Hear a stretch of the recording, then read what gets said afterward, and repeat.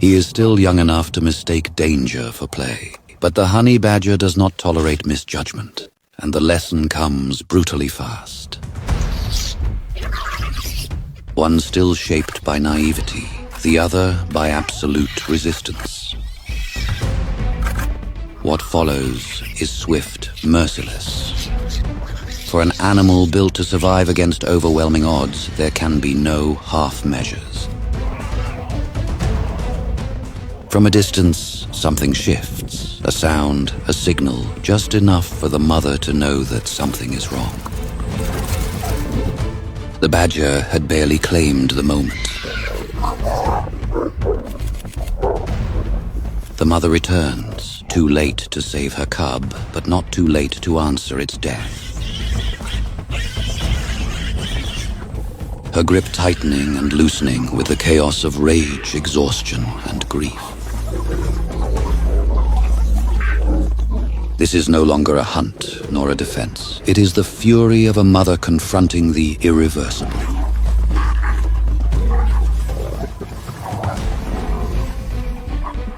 What drives her now is no longer protection, but the refusal to let loss pass unanswered.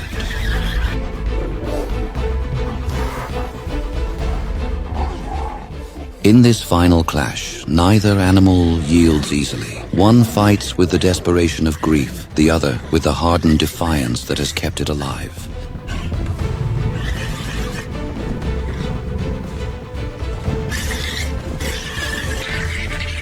Each testing the other in cautious surges.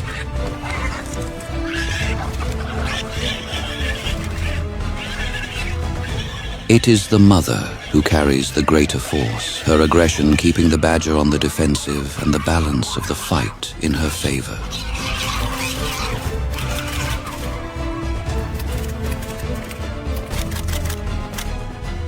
The badger turns from prey to challenger.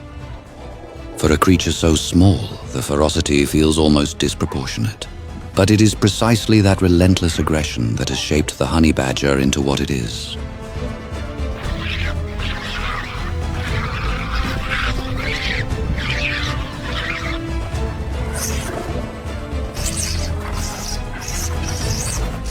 The violence slows into something more measured as distance opens between them, and each advance is answered by hesitation.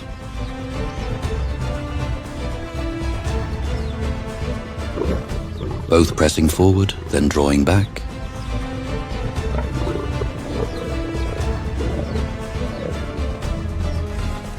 For a moment, the fight is no longer decided by force, but by nerve.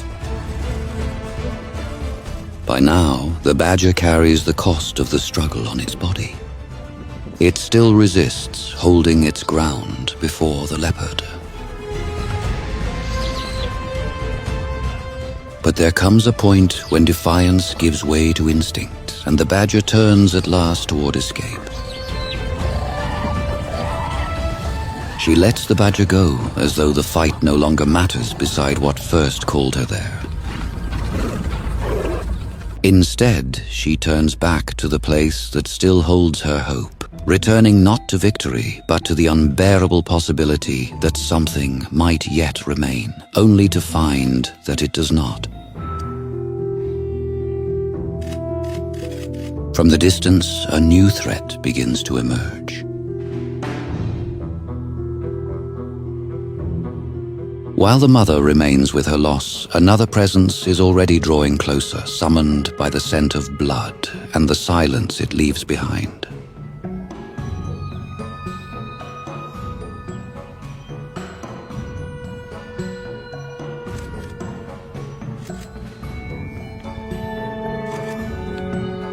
The moment it comes too close, the mother erupts at once, as if even now she cannot allow another step near what is still hers.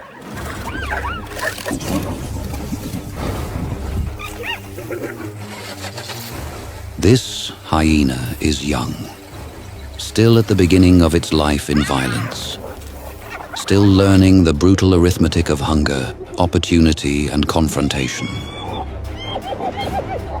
It comes not with mastery, but with boldness.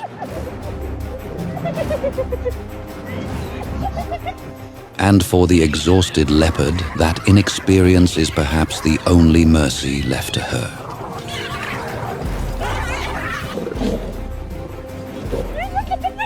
The mother does not surrender easily. She rises again and again.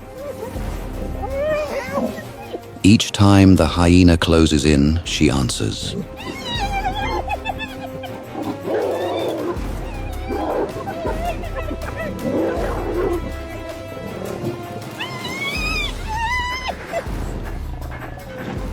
At last, something in her begins to yield. Not the bond, not the will, but the knowledge that she can no longer hold this ground.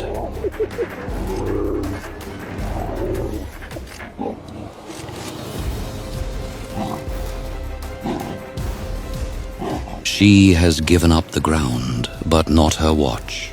Injured and spent, the mother can go no farther, and so she remains at a distance. She can do nothing now but witness the final cruelty of it, the slow erasure of what she had tried against all odds to keep from the world. The distance between them now holds the true weight of this ending, between the one who still sees a child and the one who sees only food, between a bond that has not ended and a world that does not recognize bonds at all.